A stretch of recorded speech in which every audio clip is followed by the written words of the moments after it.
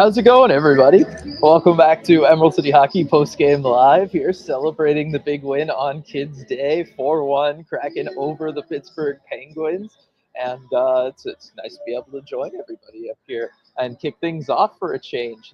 It's been a minute since I've been up here doing this. Got my good friend the Beam. Everything's all good, and what a fantastic game from the Kraken in this one, picking up a big win. You know, Pittsburgh maybe makes it easy on them, but bottom line is we got some goals. I already see a lot of people talking about that Matty Beniers goal with the wonderful feed from Capo Caco. I definitely want to talk about that one. And Stevenson picks up another pair of assists. Jared McCann has a good game. There was some really solid play all the way around. Of course, Joey Decord in net, doing his thing, keeping this team in it, making saves that doesn't really have business making, but he's able to get the job done kind of just so consistently right now, each and every day, as we're getting a lot of these 1 o'clock games, although this was the last one for the year. Yeah, I don't know, just it feels good to be up here after a win, right? Like that's just the big thing there. Before I get going with chat and the super chat we've already got, I want to thank Queen Anne Beer Hall for sponsoring these post-game lives like they always do. Again, it is the last afternoon game. Maybe I'll have a little bit more luck going to Queen Anne Beer Hall after this one. The last one was right before the national championship game, college football win over there. There was zero chance I was going to be able to get in there. Maybe after this one, I'll have a little better chance. We'll see. But definitely want to thank them for everything. And then Coop kicking us off. The super chat here, that Kako to Matty goal made me feel things I didn't know I could feel. They are a dynamic duo. Kako is almost a point per game in Seattle, and Matty is all of a sudden full of points. That's our future first line. That it is, Coop. The way those guys are playing, and this is like the thing that's really important, right? We talk about line chemistry a lot. We talk about what the lines are going to be and different situations around that. Coaches always refer to it as pairs, right? And they'll talk about usually a center and then one of the two wingers, and then that third spot is a little bit more flexible.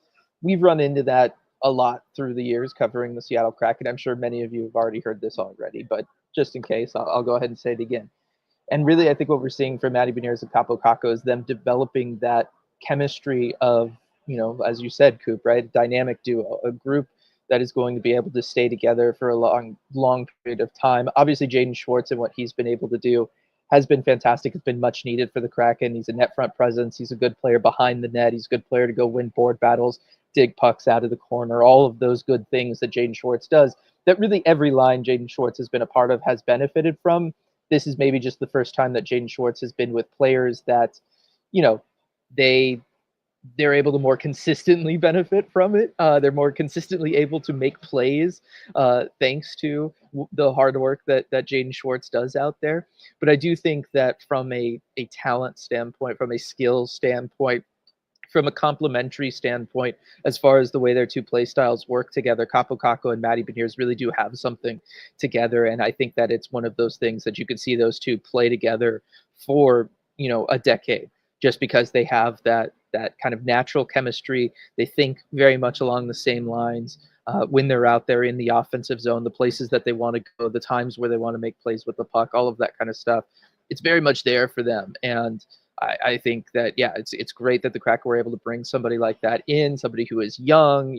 We'll see what kind of contract he ends up getting over this offseason as an RFA. But I do think that it's great to see. And yeah, you see it on display with that goal. Capo Caco never really looks over at Matty. He's holding on to it. We all knew it was coming to Matty, right? Like I was up on the press bridge. I had the camera out. I was only taking pictures of Matty. I was waiting for the moment when the pass was going to come across to him and he was gonna take the shot and score. And hopefully I got the shot. We'll find out later. But it was one of those, like, everybody kind of knows it's going to Matty. It goes to Matty. It still works anyway. Like when you can have plays like that where you can get away with that situation, it's always better. It's always better. And so I really liked seeing that from them on that one. And then, yeah, just a great feed from Capo Caco, puts it right in Matty's wheelhouse. Like I said, not really looking, still able to get that done. It was really solid.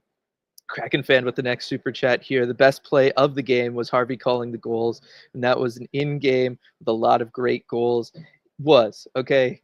Harvey killed it. I guess Harvey was the one on the broadcast, right? So I haven't heard Harvey do it because obviously I was here in the arena, but the kid, I think it was Parker, who was calling the goals in the arena. Incredible job. I turned, and this is nothing on Chet.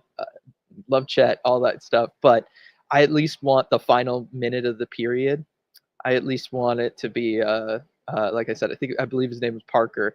Want to see that and have that be a part of the normal Kraken game day experience, because it was fantastic, and doing all of the goals and everything. It was really, really fun. I loved being up here for Kids Day. This is my first Kids Day. I've worked with kids in the past. I mean, this is honestly, because even when I scouted, I was scouting 14-year-olds. This ECH job is actually the first job I've ever had not working with either kids or dogs. And so being able to be up here for Kids Day, see how excited all the kids are in the arena, see the kids working the various jobs around the game day experience here in the arena, and those that are also helping cover the game. Got a couple reporters down there as well, some young reporters learning the job and all of that. So yeah, I can't wait to go and look at some of the highlights from Harvey in the booth and what they were able to do there. And yeah, just I love all this. I love the kid drawn faces for the players. I love the logos. I love all of it. I wish like every game was kind of like this. I think it would be really, really fun. But yeah, it was really good. And then Shannon here with the super chat. Appreciate this, Shannon. So excited about the kids, Shane, Riker, Maddie, and Capo, with more to come up. Yes, lots more to come up in the Kraken pipeline. The prospects that they've got, they've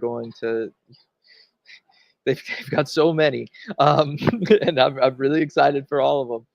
But yeah, talked about those guys. We already talked about Matty Beniers and Capo Caco and kind of the job that they're doing. Shane Wright gets another point in this one, is able to go out there. His line's able to get a couple goals. Love the feed from that line. McCann over to Ellie Tolvanen for that goal that they had late together. Shane he just looks so much more comfortable now than he did at the beginning of the season, as far as being a center, as far as being somebody who's going to have to go out there and line up across from a Sidney Crosby and Evgeny Malkin when he was still in the game, and just look like he belongs. And that wasn't really the case at the beginning of the year, right? We've talked about, obviously he had the production struggles at the beginning of the season. We talked about he played a solid fourth line game. He was playing as a solid depth player. He was able to put together some good analytics, all of that kind of stuff. But being able to see him now kind of play with a little bit more confidence, maybe not as much as like what Matty Beniers is playing with right now, but more confidence than he had at the beginning of the year, that he just, he belongs. He is a full-time NHLer. This is his ice as much as it is anybody else's.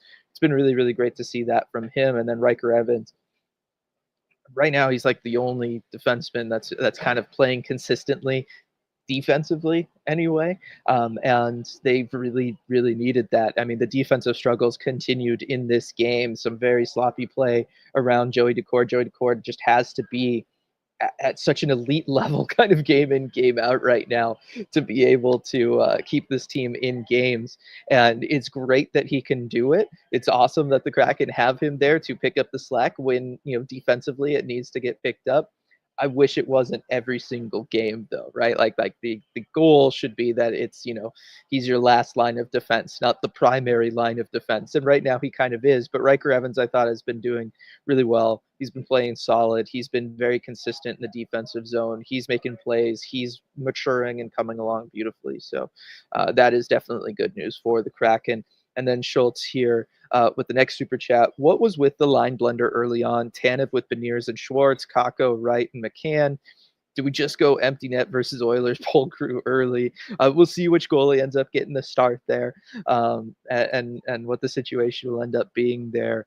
With the line blender early on, it looked like this game was just mess. It was just a mess. That first period was bad. It was really bad. I think I put it in the Discord. I was like, this game kind of sucks, and it did. It was a rough first period. It was not a very entertaining first period, and I think there's just some elements of there were some really sloppy line changes from both teams because I was kind of trying to track like, okay, who's Dan gonna throw out to go up against Sid? Who's Dan gonna throw out to go up against Malkin?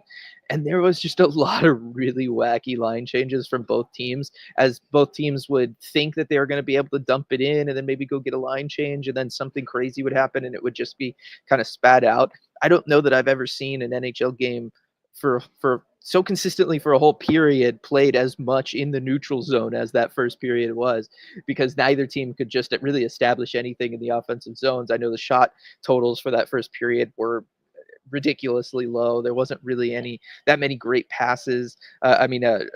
Shots and scoring opportunities. There just really was not a lot going on in this one. I'm trying to see what the shot total was. It was 7-7, which that feels generous, just having lived through it.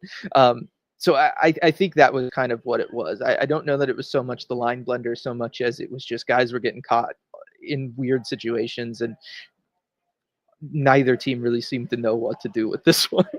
Nobody was seeming that aggressive as far as trying to step up and really take control of the game in that first period. I'll say it that way.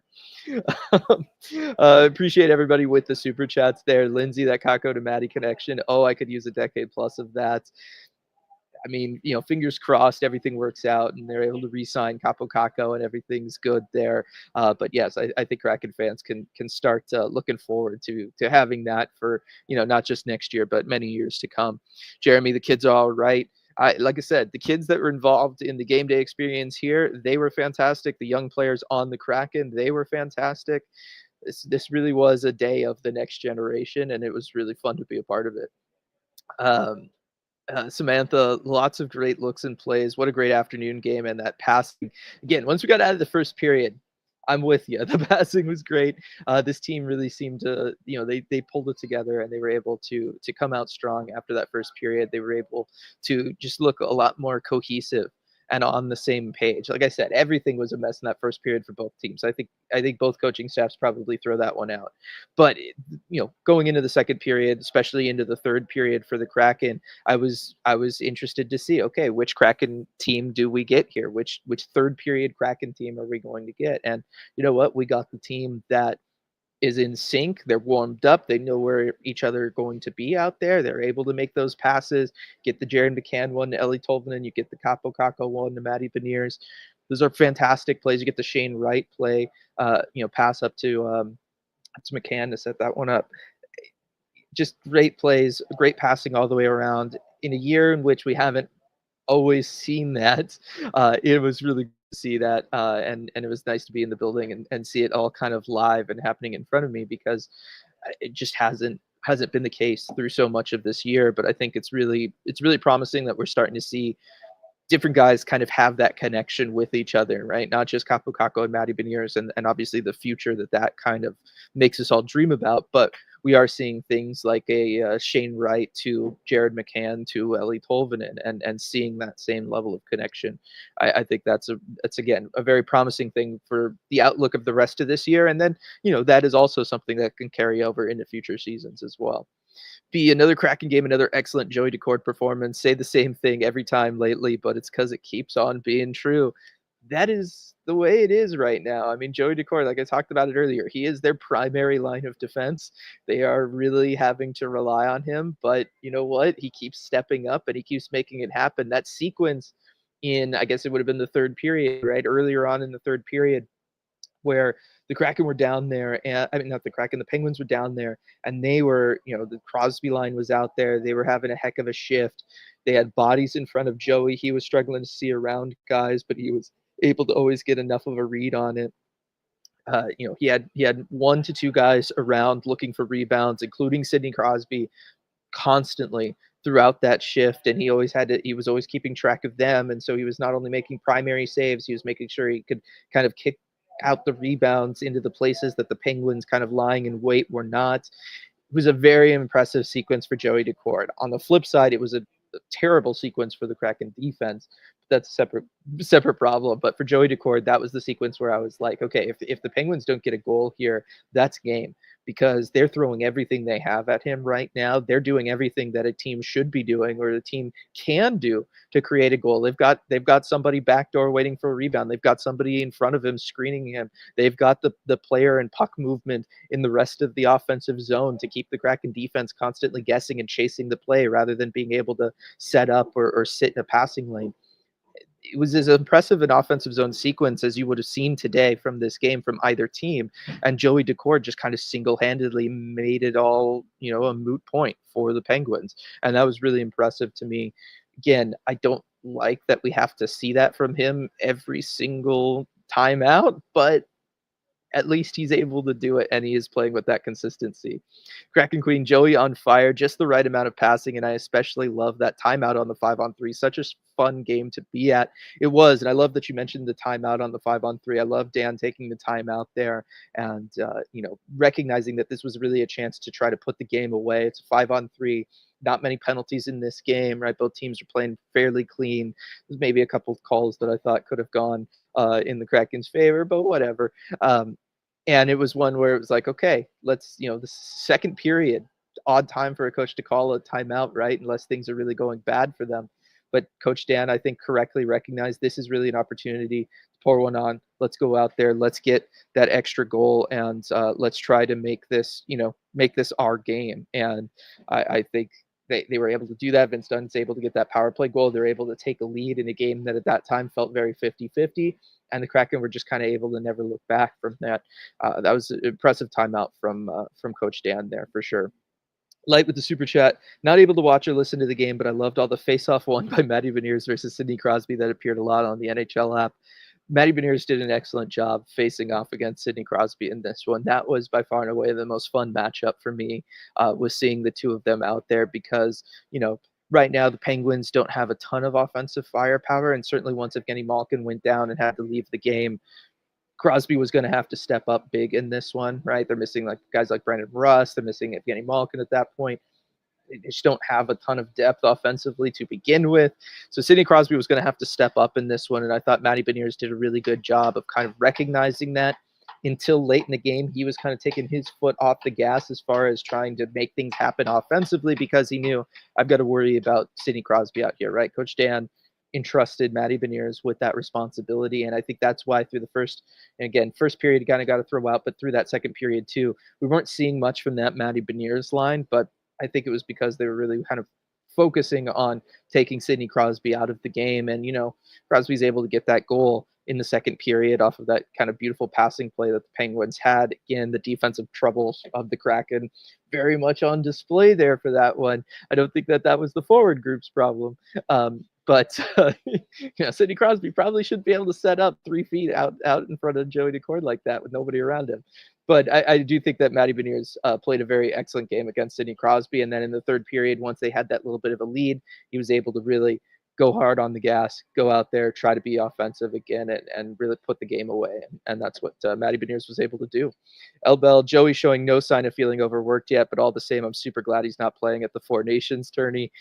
Definitely, that would be brutal watching this. If the Kraken are going to, try to find their way to get back in it at all, Joey Daccord is going to be the reason that happens for them.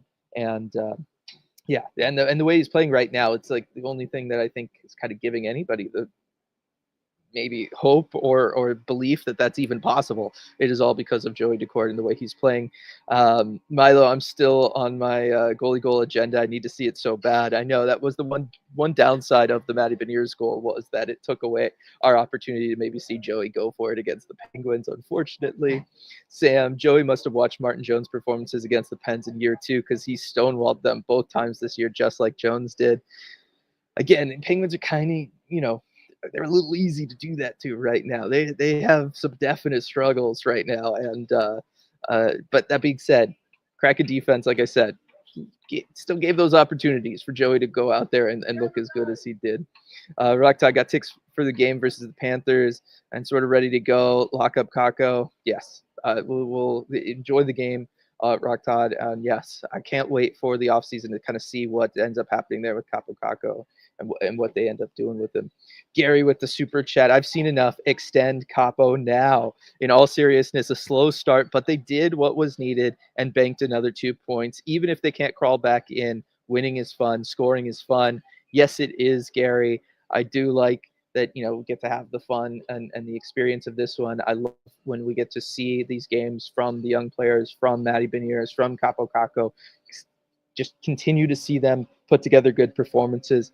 Yes, it hurts the tank. Yes, it's maybe futile as far as getting the team back into a more serious contending position. But I think the more that they can play together, build that chemistry together, have that success, build up their confidence, especially Matty. We see what a big deal that has been for him here lately. I'm all for it. I think that is important. Roughly as important long term as being able to get as high a draft pick as possible. So I'm all for it with that. I'm with you there. And then we, like I was just saying, we will see with Capo Caco what that ends up looking like. I know RJ had his Armchair GM stream last night, talked about it there. See if it's a bridge deal, see if it's some sort of longer term commitment and kind of where the Kraken are going. But if they kind of finish out the rest of this year, and keep in mind, there's still a lot of games left this year. We are only at January 25th. There's a lot of hockey left to be played. But if Matty Beniers and Capo Caco are able to kind of continue this through the rest of this season, I think it would be very hard for Ron Francis not to try to commit long-term to Capo Caco, just have somebody around for the center that he committed to last offseason with that big contract and really have that running mate for him. I just think that's something that's going to kind of have to happen. You know what I mean? Sam, good for Borgen getting his bag, but it's good the Kraken aren't signing that contract. Yes, congrats to Will Borgen on the contract extension with the New York Rangers. It definitely secured the bag. It's a great extension if you're Will Borgen all the way. I don't entirely know what the Rangers are doing with that. They have their own cap struggles. I don't know where they're going to find the money for that extension. I know, there's been lots of talk about him being the missing piece there and helping be responsible for the turnaround that they've had. I was looking into the numbers yesterday. It's not really there on paper. So if it's happening for them, maybe he's just doing something in that locker room. I can't point to anything on ice that would say that that's what's going on there with Will Borgen. But yeah, congrats to Will Borgen on getting paid. It's a nice little contract, I believe 5 years at 4.1 per. It's a good contract. And yeah, there was no way that the Kraken were going to be able to pay him that, just, given that he's going to kind of probably have to continue. He would have continued to be a third pairing guy here in Seattle. There's just no way for them to be able to commit that much to somebody in that position. Let's see. Sam, also wonder how much the Rantanen trade influenced the Armchair GM stream last night, because that trade was bonkers. Biggest sense of the Kachuk trade for sure. RJ definitely talked about it. RJ was very much fired up for it, and he loves when stuff like that happens. He loves having the platform to then talk about it with everybody too. So yeah, it was definitely well talked about last night on Patreon. James, looking more and more like Kraken will have a top 5 pick. So who are you to highest on, Misa, Martone, or McQueen? And then who fits our player pool best, considering we don't really need more centers? I think Schaefer is probably my number one. I don't know the extent of the injury that he's dealing with from World Juniors and all of that kind of stuff, but I think having a defenseman, somebody who is barely a part of this draft class because he is so young, I think that's also an important factor there. He's got a lot more room to grow and develop, but just his ability from the back end, I think Matt Schaefer is probably my number one. I've always been a fan of Michael Misa. I think his hockey sense and his hockey IQ is probably the next highest.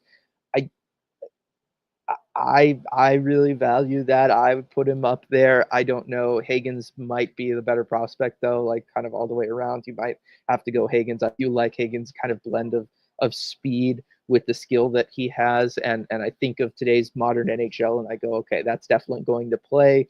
I like that he's unafraid, even though he's not the biggest guy to go to a net front. I do like Hagens for that. So those would probably be my top 3. Then I would have Porter Martone. And then I guess McQueen. Him or Eklund. I'm not as high on Roger McQueen. I had to see him more though. Like he has been the one that I've seen the least. But that's kind of where I'm looking right now for things. But I do think that Schaefer, Hagens, Mesa, and Martone. For me, those four are like the four, and I do think that there's a step down after those four. So I would love for the Kraken to have a top four pick and be able to grab one of them, or for maybe somebody to really fall in love with McQueen's blend of size and skill and take him, and then one of those other guys kind of falls to the Kraken if the Kraken are going to pick 5 or 6 or something like that. That's where I'm at right now. Coop, do you think we see a Kako extension before the end of the year or no shot? Seems like he's getting more expensive by the day. Yes, I mean that might be the reason that we would see it, but my guess is we probably won't. We'll probably wait. If you're Ron Francis, you're probably waiting. You want to see how the rest of this year goes. Like I said, there's a lot of hockey still left to be played. Who knows how many conversations you really had with him? I'm sure he's still just trying to settle into everything here with the organization, with life in Seattle, with all of those things. So you probably don't want to overwhelm him either. He might be in a position where he's, even told you, we're talking about it in the off season, right? There's a lot of athletes that will do that. Once the season starts, they don't want to talk about their contract at all. They just want to go out there and focus on playing. So not knowing the specifics around that, it makes it a little harder to kind of really say what I think is going to go on, because I just don't have enough information. I do think that it's also probably going to happen over the offseason, because if you're Ron or potentially the next general manager, right, you have to kind of look at this roster and figure out what's going to happen with it. Where is everybody going to go? Are there going to be buyouts? What's the overall situation? And then that might determine whether or not you can commit long-term at larger money to a Kaapo Kakko, or if you need to go maybe a shorter-term, more bridge-like deal, just because you're having to navigate that kind of complex cap situation. So I feel like for all of those reasons, this really feels like an off-season thing, and that's, again, without even knowing whether or not Kaapo Kakko wants to talk about it. And I think that that's part of it as well. Stratic, I want to know what Dylan thought about Pittsburgh today. This is not a very good Pittsburgh Penguins team. Okay, they're playing a goaltender who has only played. This is his second appearance since November. Kind of looked like it. Didn't look great there. The D is very weak. It does not have a lot of depth. The forward group does not have a lot of depth. Losing Evgeny Malkin in this one absolutely hurts you. I was talking about it with RJ. I was like, this might be the worst, kind of the worst winger situation that the two of them have had to play with kind of ever. And like we were kind of thinking about like maybe year one or so with Crosby, maybe the situation was a little bit worse, but that's saying something, because it's not like they've ever really been known for having like super legit guys on their wings, and I think that this group is not very good is the bottom line. I think they put in effort. They absolutely put in effort. I think Mike Sullivan is still a very good coach. He's getting a lot out of this group, but I just don't think that this group is good enough, and I don't see how they can make the playoffs watching them. There's just I just can't see it at all. Let's see, Jake. I think the sheer amount of matinee games this season is helping the get over the previous season rough early game thing.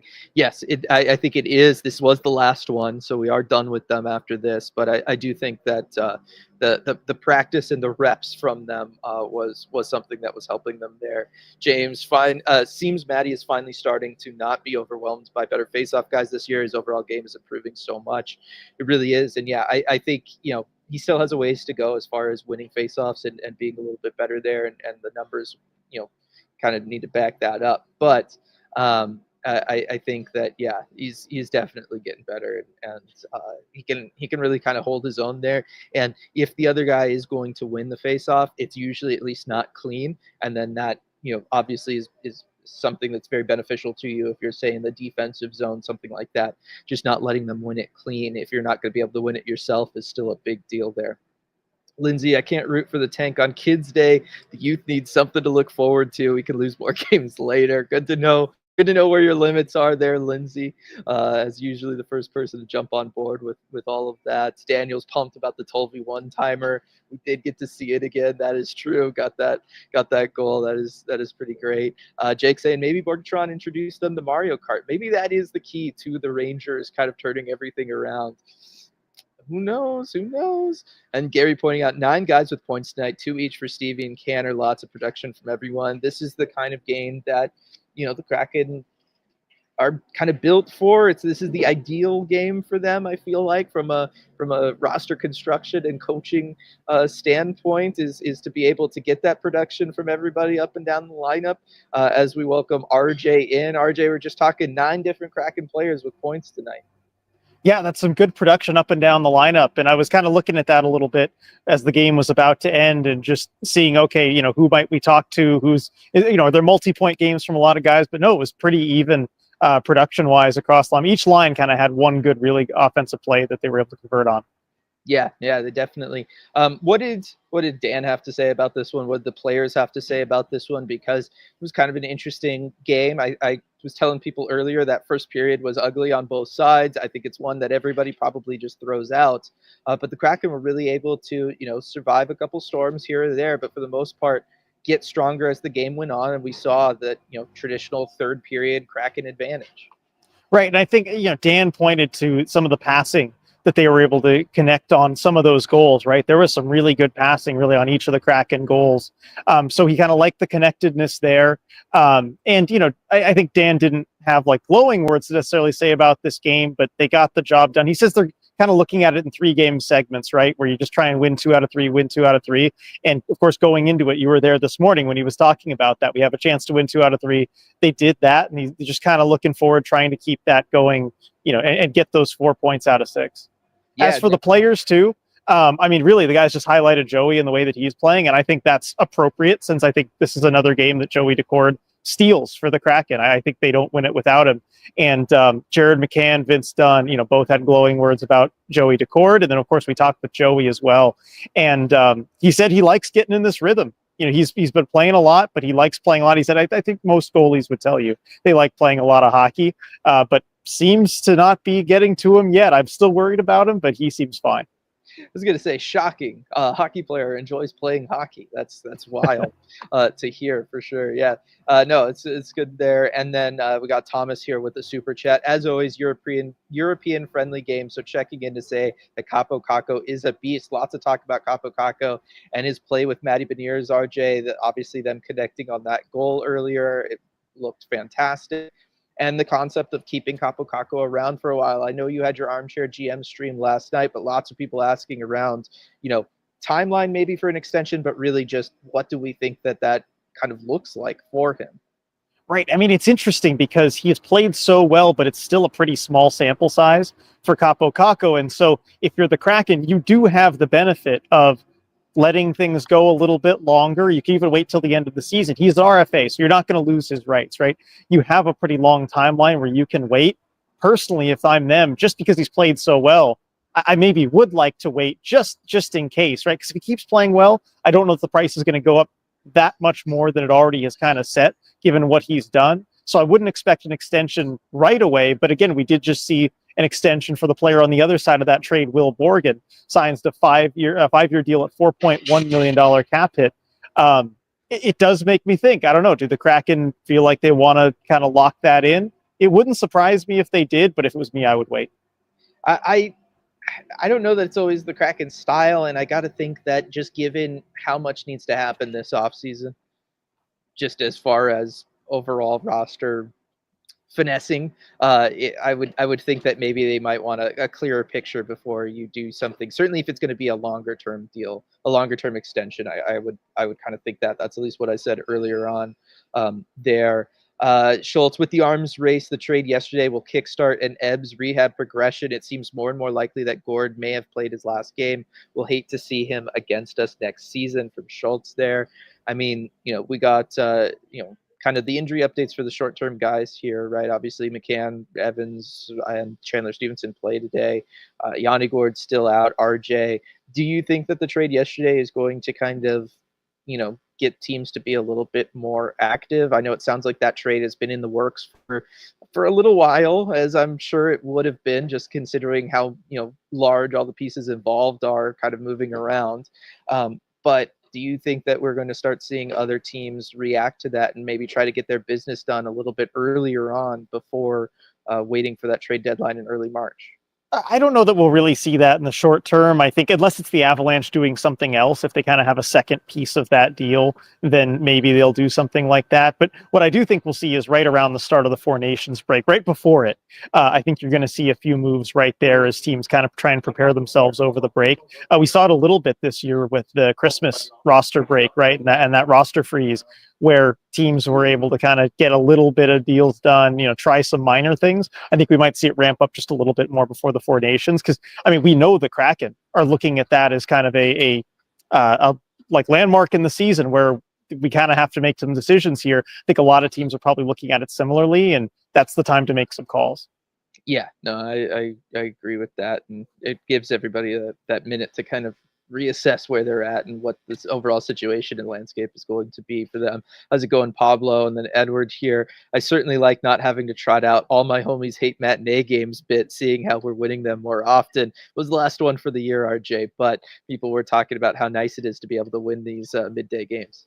It is really nice, and especially this time of year where we don't get a whole lot of daylight. It's nice to look outside of the window right at the top floor of Climate Pledge Arena and see it light outside at the end of a hockey game and have a Kraken win to boot. Usually that always spells loss, but nice they've turned it around the last couple.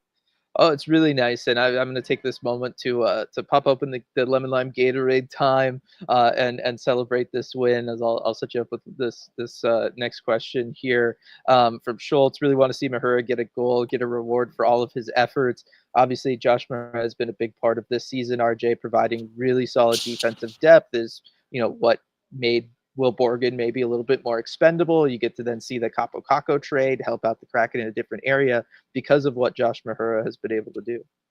Yeah, and I mean Mahura has just been solid all season, and it would be nice to see him kind of get rewarded on the score sheet with a goal, even though definitely not his game. He's a very quiet defender. You rarely notice him, but that's a good thing given the role that he's playing. And so, yeah, who knows? Maybe he'll float one through traffic and he'll go in through a screen. This team doesn't really set screens enough that I feel like Mahura has the chance of scoring a lot. It's just not the type of goals this team tends to score, but it'd be fun to see one go in for him.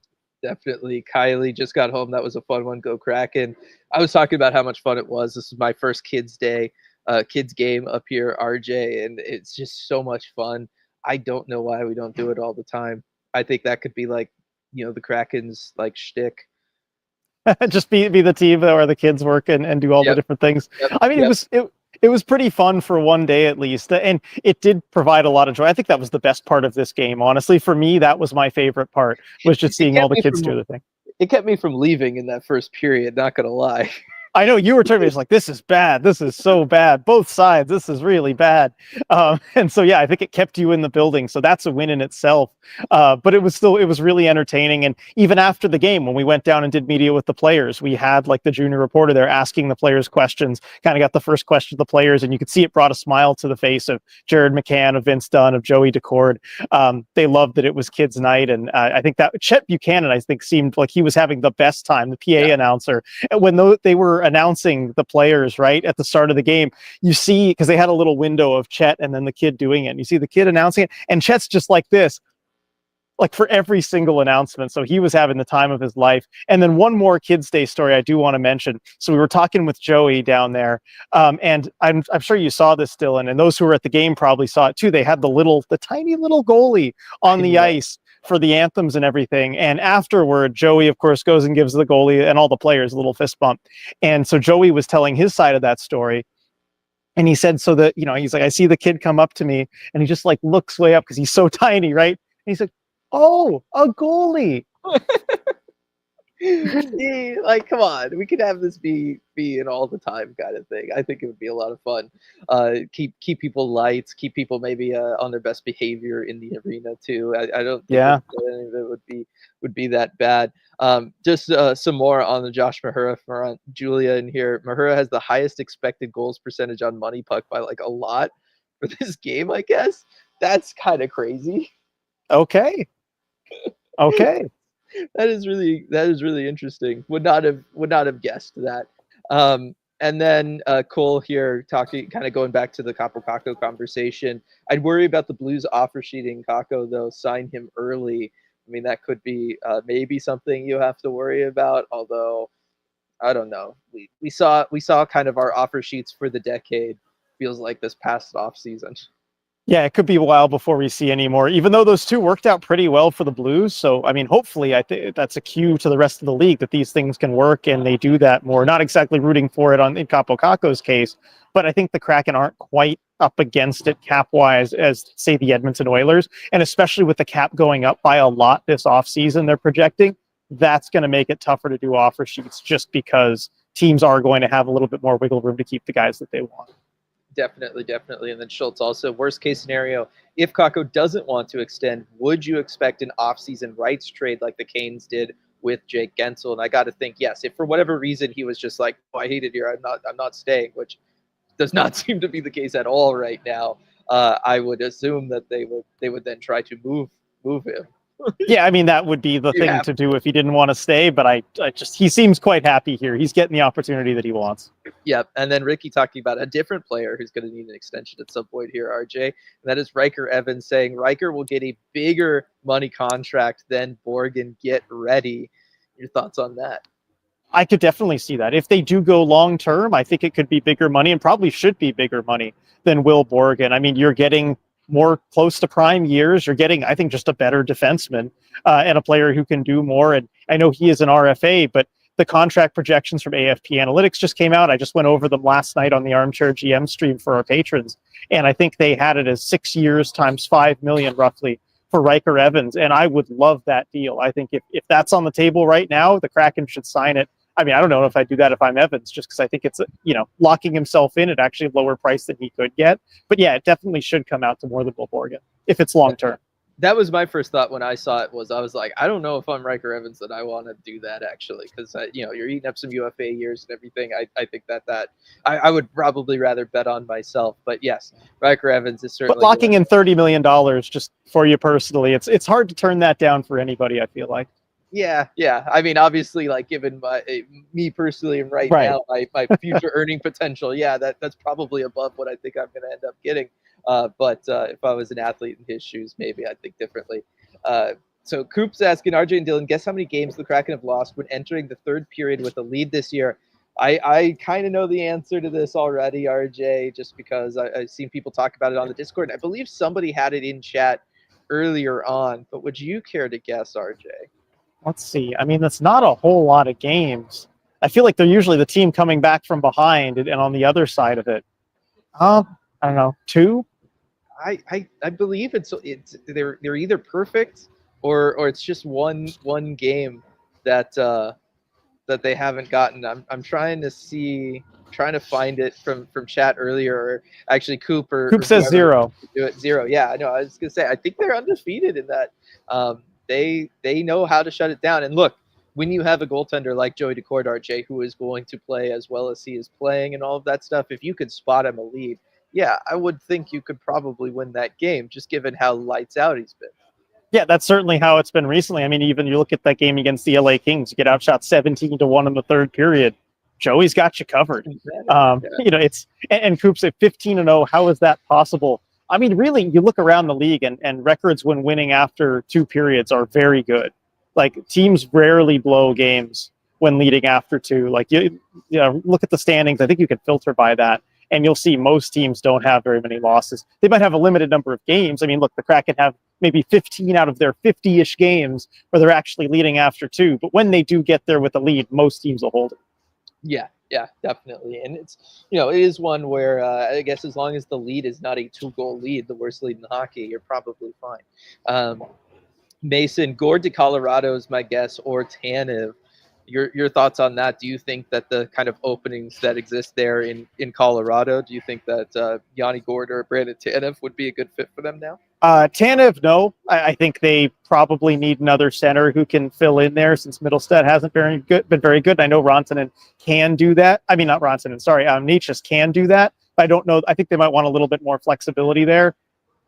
They need someone who can score, I think, a little bit more than Tanev. Yanni Gord would be interesting because you could kind of just run that 1-2-3 down the middle, with McKinnon, Natchez, and Gord, and maybe give him a little bit more time if you want to kind of move Natchez up. I believe they played him at wing today on that first line, maybe just to settle him in.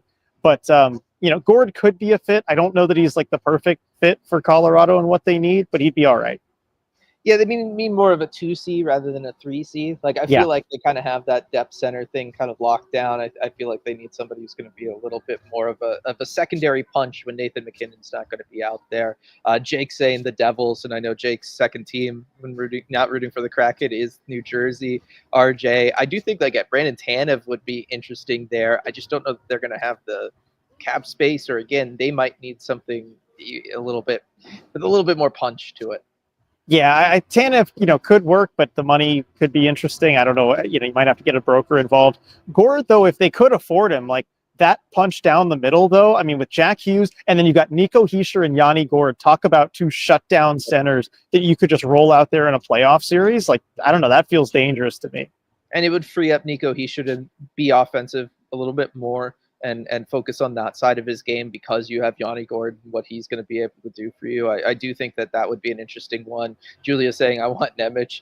They're going to be doing any sort of deal with New Jersey. Sounds like Nemec is off the board, though, based on what Elliot Friedman reported yesterday. And we've got Dufferman, not the Canucks. They blow leads often. So the Vancouver might be the they're one special. exception. Yeah, to the whole thing there.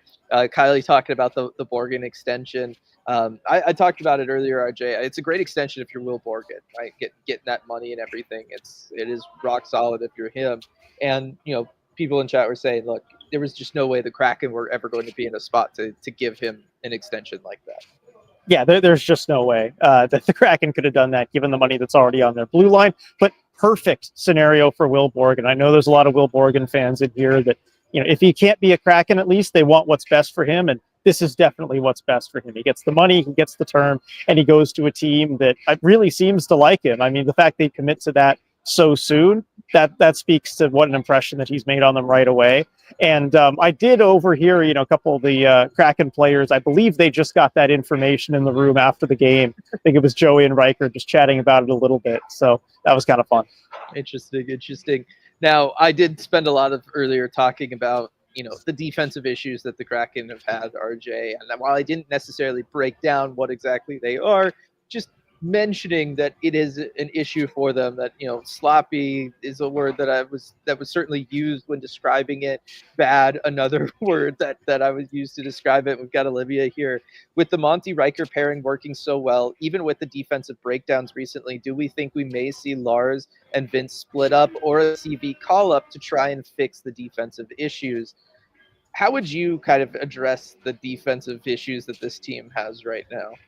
I think I'm with you. I think I've been there for a little bit longer than you as far as splitting up Dunn Larson, just because they've had some really rough moments. And I know at one point, I think it was the Vince Dunn turnover in the own zone where he wasn't feeling the back pressure and just got stripped of the puck, where you just turn to me and you're like, you know what, I've seen enough. Break them up. Yep. I'm kind of there as well. I would like to see some other D-pair options for the two of them, just because it's not working right now. And I don't know that the team is really there because, look, Joey Daccord is masking a lot of deficiencies with this team. And the Kraken just have been in this cycles these last few games of defensive breakdown, Joey bails them out, repeat. And it goes that way and that way and that way. But they so rarely get burned on it now because they're getting elite level goaltending that I don't think they're ready to face just how bad they are defensively. I mean, the Penguins put up almost 4 expected goals in this game. They had their chances. They had really good looks in this game, but Joey is just playing out of his mind right now. So I think it's easy to forget that. But again, the way they play defensively, the Kraken are not going to win most games if they don't get elite goaltending. And even if they do get elite goaltending, the Oilers are still going to make them look really silly in the next game if they play this way. Yeah, next game is going to be its own story for sure. And hey, if you're a member of the Patreon, make sure to join us for that one, as it is our live game commentary game. Yeah, it'll be fun. It'll be fun. We can all try to survive that game together. I'm at the point where I want to see Dunn and Larson broken up, not necessarily because they're really bad out there together right now, although they have had their moments, each of them. More so just because maybe that would be a little bit of a wake-up call to them and to the rest of the D-core, just that they're playing unacceptably, right? And you're getting away with it because Joey has been there, but it doesn't matter. You should be better, right? And I had the line earlier, RJ, of your goalie should be that last line of defense, and right now Joey is their primary line of defense, and you just need to get away from operating that way. And I really want to see, if breaking the two of them up, that duo that just doesn't seem like that's ever been an option, right, for these last couple seasons with the coaching staff, if breaking them up actually ends up leading to something and could kind of get everybody to go like, okay, wait a minute here. We need to really take a hard look at what we're doing, how we've been playing, what the systems is, and can we, go out here and maybe approach this differently, or just put in the work that we're going to need to put in to make it better. And I don't know what else you can probably try from a coaching perspective at this point, other than trying to send that message with changing up the defensive pairing there. Yeah, then Zoe asking what those pairings would look like. I mean, if it was up to you, what would you go with? I mean, I certainly wouldn't bench one of them at this point. No. I would, you could keep Mahura and Evans. I guess that's like the big thing is, do you want to keep Mahura and Evans? If you do, you mean Montour and Evans? Montour and Evans, yeah, sorry. I think you keep that, and then I think you make that D1, right? That's your top pair. Give them the big minutes. I think they can handle it. And then, I don't know, I guess you've got to go at that point with Dunn Alexiak?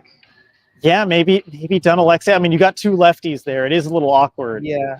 No, I mean, you could, yeah, I don't know, Dunn Mahura, and then like Alexiak Lars is like your third pair. I mean, you could kind of selectively deploy them. Like Alexiak Lars could just be your, I mean, you don't really have a proper puck mover there. Like this, as much as I would, say, break up these D pairs, there's really no good fit aside from the two configurations that they have. There's not a lot of flexibility there, just given the players you have. Another reason why I think they just need to kind of remake this entire blue line over the offseason. Yeah, definitely. Let's see. Coop, I think our last game versus the Penguins was a third period multi-goal comeback, wasn't it? I mean, it was certainly one where they had to survive the early onslaught from the Penguins team, and then they were able to get back into it. Was it a multi-goal comeback? I don't think so. I don't think they were down by multiple goals. No, I don't think so. Let's see. Becca, we just hope Will Borgen has a good time, and then Stratic. Will Borgen can have a lot of fun with that much money. I'm sure he can find a way to have some fun with that new contract for sure. Let's see. Schultz, if the Kraken somehow sneak into the playoffs, Decord has to win the Vezina. Yeah, I mean, it would be a remarkable, accomplishment. That's for sure. Yeah, I mean, the Kraken would have to play at a 112 point pace. I looked it up today from now on in order to get to 90 points, where they just have a barely chance of sneaking to the playoffs. So yeah, if they play at that pace going forward, it's because Joey Decord has just been lights out and has gone on a run, the likes of which, you've probably only seen once or twice in the last decade. So yeah, I think at that point he would have earned the Vezina, but it'd be a lot. It would be a lot.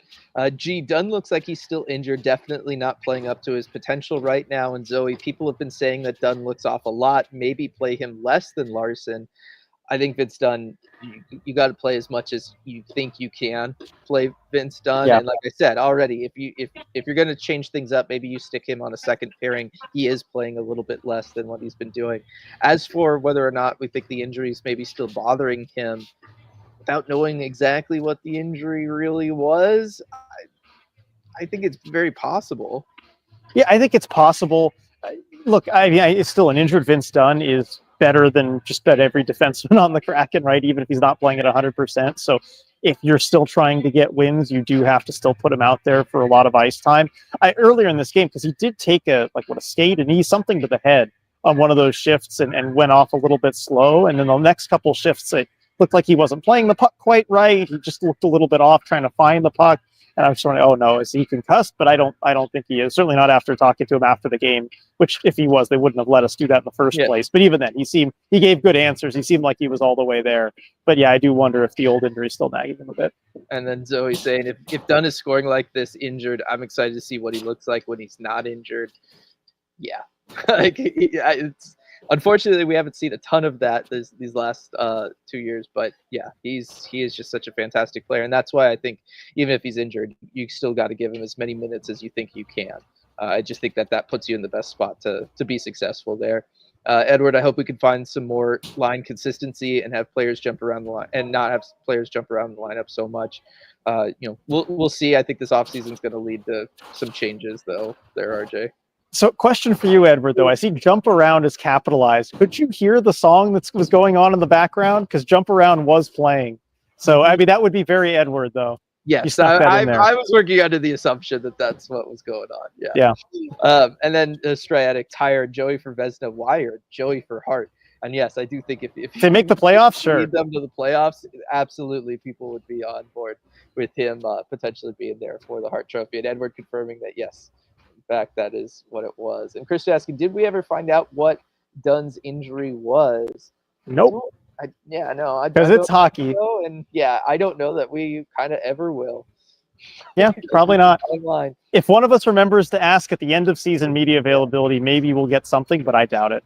Yeah, he's such a high-profile player. I doubt it. Yeah, even still, I don't know that we'd find something. With the last couple minutes here, RJ, do you want to look ahead to that Oilers game? I mean, look, the big story for everybody, beyond the fact that you can join us at patreon.com/Emerald City Hockey and watch the game with us, is going to be Connor McDavid's coming back from a 3-game suspension, RJ. How angry and upset do we think he's going to be, and how dangerous does that make him on top of him already being dangerous? Maybe on a scale of like 1 to 100, maybe a 97.